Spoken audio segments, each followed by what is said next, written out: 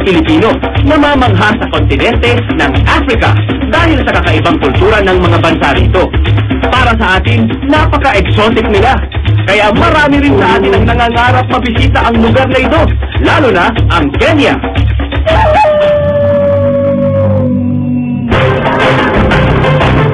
Mag-submit lamang ng mga kailangang requirements at magbayad ng 2,500 pesos. After 1 week, may Kenya visa ka na. Hindi na ba siya sinabi? Tatagal sa 13 oras ang biyahe via Kenya Airways, pero okay lang. Hindi naman kayo gugututin.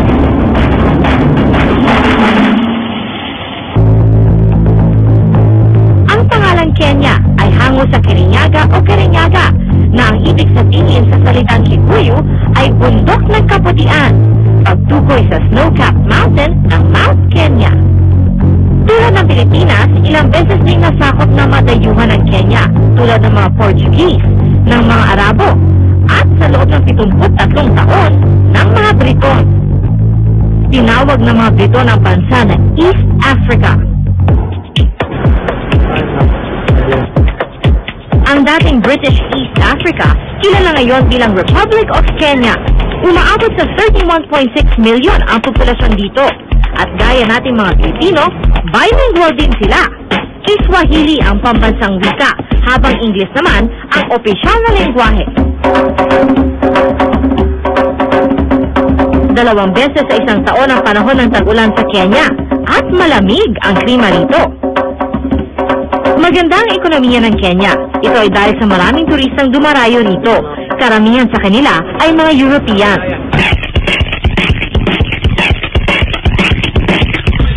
Kasi naman, Pia, kapag bakasyong out of the country ang pinag-uusapan, Amerika o Europe ang una nating tinatarget pasyalan.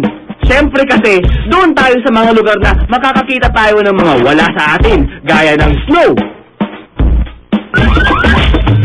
Hindi natin kagad may isip ang Africa dahil di naman ito gaanong nalalayo sa klima, kultura at kasaysayan ng Pilipinas. Pero sigurado, bago matapos ang gabi, mag-iiba ang tingin nyo sa Africa. 3 kataga ang importante ninyong malaman pagtungtong sa Kenya. Una na ang karibu. Karibu. Na ang ibig sabihin ay, welcome! Jumbo. Jumbo. Jumbo. Ibig sabihin ng jumbo, hello. Yun ang kanilang greeting. Jumbo.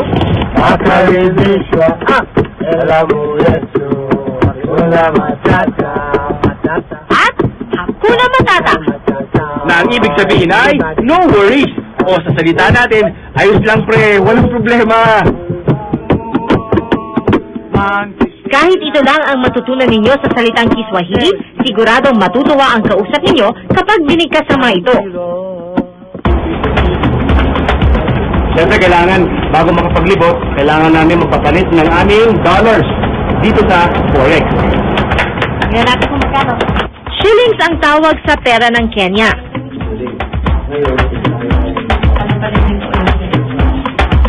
Thank you very much. So yung $100 na mga 4,500 pesos eh 6,600 shillings.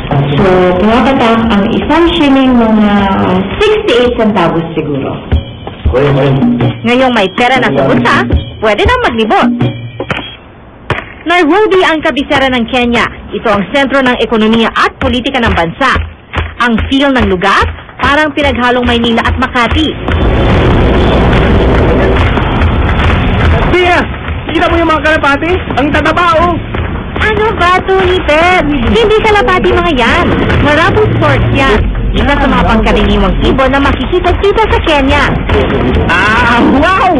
Sa bagay, wala mang nagtataas ang mga buildings, nakakagit lang mga likha ng tao, kahit na alikabok, imbes na snow ang sumalubong sa atin, ramdam ko pa rin ang kakaibang dating ng Kenya. Dito, parang biglang bumagal ang takbo ng oras. Alam niyo ba na marami mga siyentipiko ang naniniwala na dito sa Great Rift Valley nagmula ang mga human species. Sa katunayan, marami mga hominid fossils ang natagpuan dito. Halos 2 oras ang lalakbayin palabas ng Nairobi para lang masilip ang Great Rift Valley. Dinadagsa ito ng mga turista para masilayan ang tinatawag na silangan ng sanlibutan. May 6,000 kilometers ang haba ng Great Rift Valley. 9 na bansa sa Africa ang dinaraanan nito. Ethiopia, Kenya, Tanzania, Malawi, Mozambique, Congo, Burundi, Rwanda, at Uganda.